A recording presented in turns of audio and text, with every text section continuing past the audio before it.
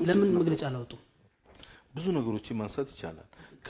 ከጎንደር ተጭኖ ወደ መሀል ሀገር ሲመጣ የነበረ የግለሰቦችን ለኤክስፖርት የተዘጋጀ ማቴሪያል ላይ እሳት ቃጠሎ ሲደረግ የት ነበሩ?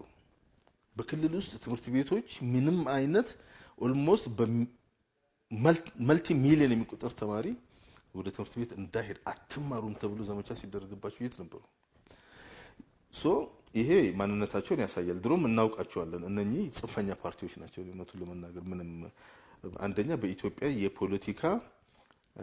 የፖለቲካ ካንሰር ናቸው።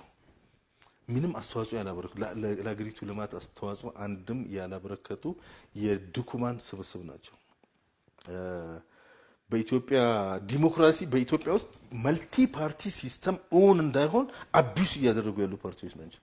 እንደ መልቲ ፓርቲ ሲስተም የሚጠበቅባቸው መስራት ትተው ሁሉ ጊዜ በጥላቻና ስም በማጥፋት ላይ የተሰማሩ ካራክተር አሳሲኔሽን የሚባል ይሄ የተበላሸ የስድብና የጥላቻ የኢትዮጵያ ፖለቲካ ሲስተምን የመጀመሪያውን ፍሬ ዘሩት እነኚህ ሰዎች ናቸው።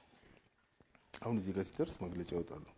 ሲጀመር አስተሳሰባቸው በጣም ኋላ ቀር ሁሌ የሚያስቡት ከ10 ዓመት በኋላ ነው።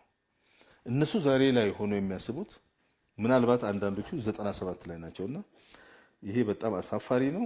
መልስም የሚገባቸው አይመስለኝም። መጀመሪያ ፓርቲ ሆኑ። እስኪ ከፓርቲ በፊት ሰው ይሆኑ። በኢትዮጵያ ማዕቀፍ ያለን የፖለቲካ ፓርቲ ነን ካሉ ኢትዮጵያን ይወቋት። ኢትዮጵያ ውስጥ 50 ሚሊዮን በላይ ኦሮሞ አለ። እስከ 70 ሚሊዮን የሚቆጠር ኦሮሞ አለ። ኢትዮጵያ ውስጥ ከ7 ሚሊዮን በላይ የሚቆጠር ሲዳማ አለ፣ ሀዲያ አለ፣ ከምባታ አለ፣ ሙስሊም አለ፣ ሶማሌ አለ፣ አፋር አለ። ኢትዮጵያን ይወቋት።